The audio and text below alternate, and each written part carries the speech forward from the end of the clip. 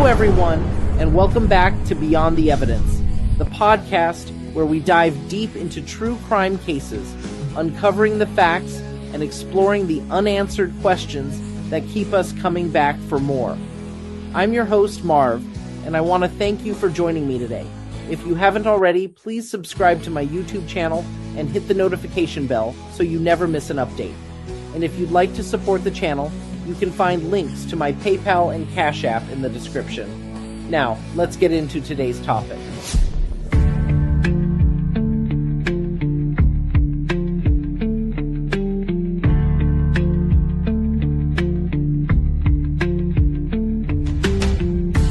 In the shadows, where the truth lies, Marv's on the case, with justice in her eyes.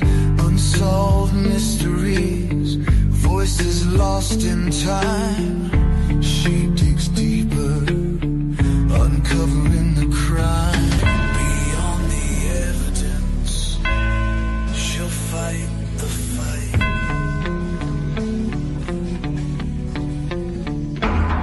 Beyond the evidence, where justice matters. Marv's the voice for the voiceless, breaking all the patterns, facts and theories, clues and controversy. Join the journey, uncovering the mystery. This is beyond the evidence, where justice prevails, with Marv leading the way. Truth never fails. Now get ready for this live stream. Super chat, highlight your message. Don't fall victim to the irrelevance. Hit that like, share, subscribe to Marv's Beyond the Evidence.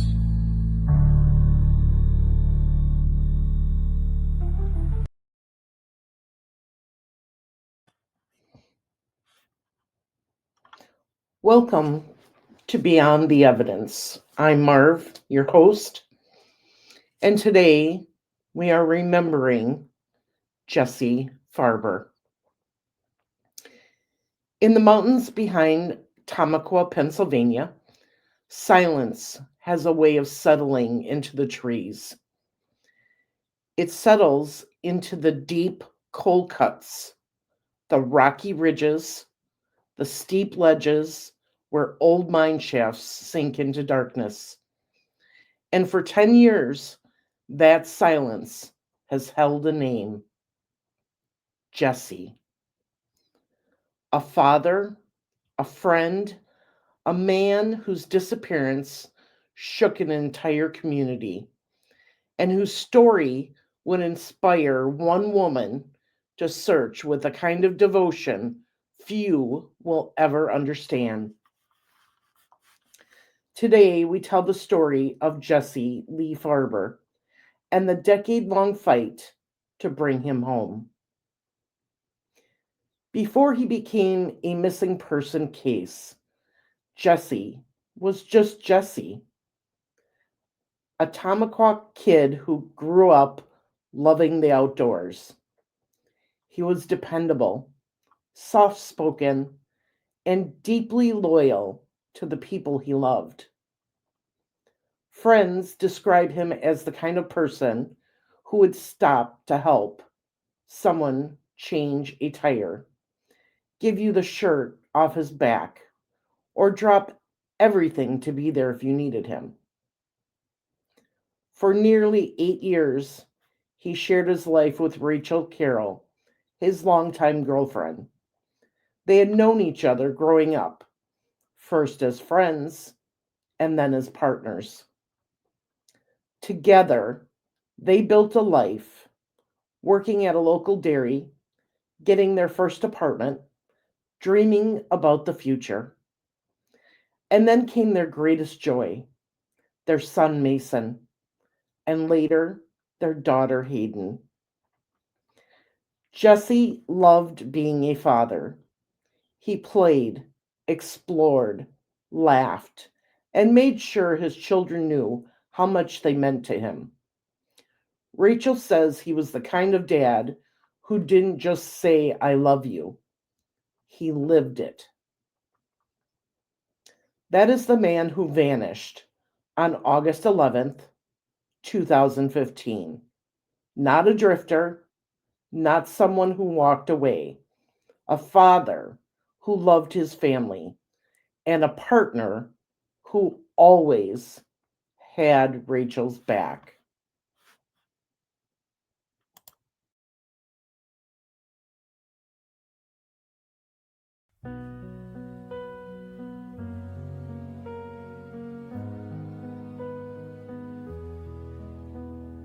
Names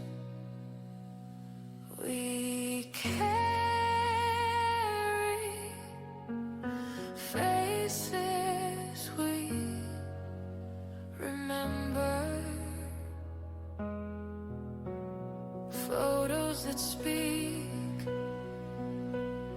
empty chairs. We won't stop searching. Light in the dark, hope that never fades. Bring them home, bring them back.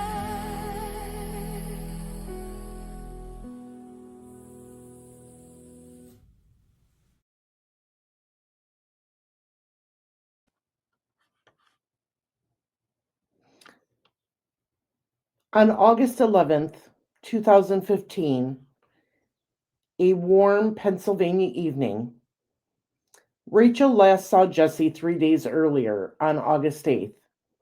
He had told her something cryptic, something that bothered her deeply. Quote, I have to do something on my own. Once I deal with it, everything will be okay. I'll come home. We'll be back together again. Unquote. It didn't sound like Jesse. It sounded like a man who was scared, or hiding something, or trying to protect the people he loved. But nothing prepared Rachel for what happened next. At 8:43 p.m., her phone rang. It was Jesse. He was frantic, panicked, terrified, crying. Quote, bring guns. I'm in a tree. 10 or 11 coyotes are after me. My phone's gonna die. Unquote. It was one of the most chilling 40 seconds of Rachel's life. But something was wrong. There was no background noises, no wind, no crunching leaves, no animals. It didn't sound like he was running or even outside. Rachel worried he was hallucinating or in danger she couldn't see. When the call dropped, she drove straight to the mountain behind Tamaqua High School, honking her horn, yelling his name into the night. For 2 hours, she searched alone in the darkness, her voice echoing through steep terrain and abandoned mine tunnels. But Jesse never answered. Authorities joined the search. They brought in scent dogs, drones, helicopters, ground crews. Nothing. Not a footprint. Not a piece of clothing. Not one trace of him. And the official search ended after a few days. But Rachel's search had just begun. The timeline of the case is this. August 8th, 2015, Rachel sees Jesse for the last time. He tells her he has to do something on his own. August 11th, 2015, 8:43 p.m. Jesse calls Rachel in a panic, saying coyotes are after him. The call drops. Rachel searches the mountain behind the high school. August 11th through the 14th of 2015. Police, canines, drones, and helicopters search but find nothing. The case is cold. From 2015 to 2024, Rachel continues searching relentlessly, often alone, but with others. She creates Finding Jesse Farber face group. I'm sorry. She creates the Finding Jesse Farber Facebook group, connects with volunteers, joins forces with private investigator Steve Fisher, and participates in countless searches across the rugged coal region. In July of 2025, ATV riders in Walker Township discover partial human remains and notify police. From August through September of 2025, rumors of additional remains circulate. Rachel identifies a possible area through cell data and search patterns. September 27th, 2025. Rachel finds a bone. Then another. Then Jesse's cargo pants, instantly recognizable from a tear she had seen hundreds of times doing his laundry. She collapses as the realization hits. She found him. October of 2025, the lab analysis confirms the remains are Jesse Lee Farber. In late 2025 to ongoing, Rachel and her volunteer team and state police continue recovering additional remains. Investigation into the manner and cause of death remains active.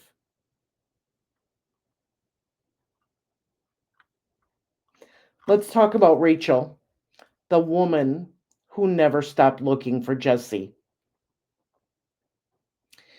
If Jesse's disappearance is a mystery, Rachel's decade of searching is a testament. She searched in brutal heat, in freezing winter winds, in rainstorms and sleet, on mountains thick with brush, cliffs, sinkholes, and abandoned coal shafts. She searched while pregnant. She searched with toddlers. She searched when she was exhausted, scared, or heartbroken. She searched when she felt alone and when entire volunteer teams rallied behind her. She searched because she made a promise. I'll never stop looking for you. The emotional toll. For 10 years, she lived a double life, mother by day, searcher by night. She hid her grief so her kids wouldn't feel it. She told them, "We're still looking, buddy," even when she was losing hope. The not knowing was agony. The what ifs were constant. The guilt, the fear, the sleepless nights, all consuming. But she never quit. The day she found his remains, she felt her legs buckle. Volunteers caught her as she collapsed. She sobbed, relief and devastation spilling over in equal measure. After 10 years, she finally had an answer, but it was not the answer any family hopes for. Mason and Hayden grew up without knowing why their dad never came home, whether he was alive, whether he had simply vanished. Rachel did everything she could to shield them from the trauma, but the uncertainty shaped their childhood. Now they finally know the truth. The closure is painful, but it's a path toward healing. Today, Rachel is more than a grieving partner. She is an advocate, a leader, and a guiding light for other families with missing loved ones, including those still searching for Zachary Vidal and others across Schuylkill County. She tells them, don't stop. They're out there. They didn't just vanish. Her experience, her pain, her decade of searching, all of it has given her a voice that resonates deeply with families walking the same terrifying path. 10 years of love, 10 years of searching, 10 years of refusing to give up. Jessie Farber is finally home. But his story, and Rachel's, continues to echo through the mountains of Tamaqua. This is a story of love in its most resilient form. A story of a mother who refused to let her children grow up without answers. A story of a community that stepped forward when the darkness seemed endless. And a reminder that even in the deepest woods, even after a decade of silence, some voices still find their way home.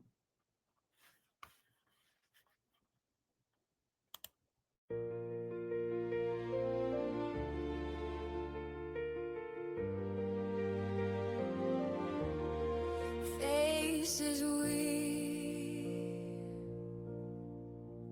remember,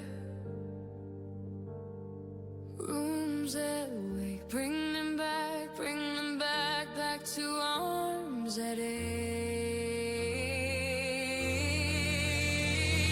We won't stop searching, all days turn to years. Every heart beats for them, bring them home.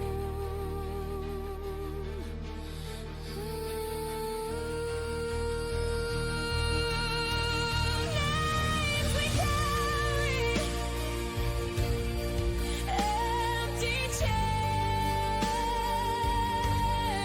Bring them back to the place they belong.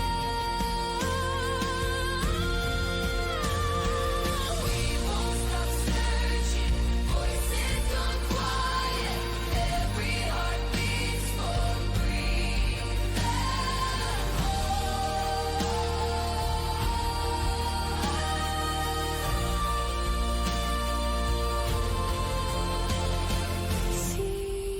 Seasons change, but love remains. Photos that speak, clocks keep ticking. Hope that never fades. Love remains.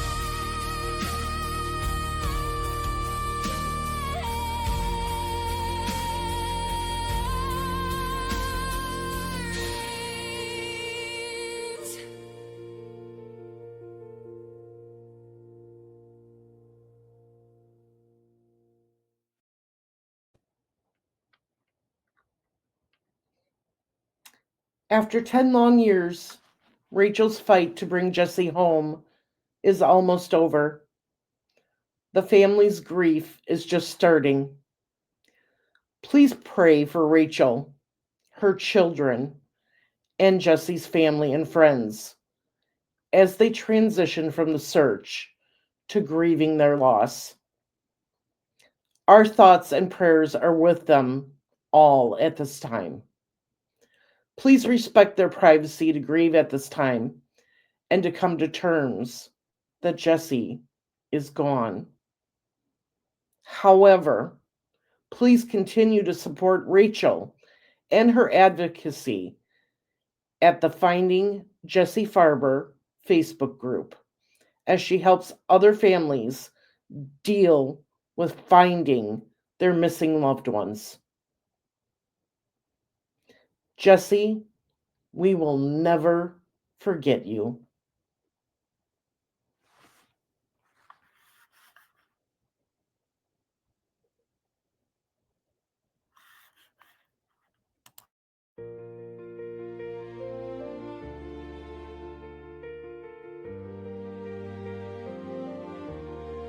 Faces we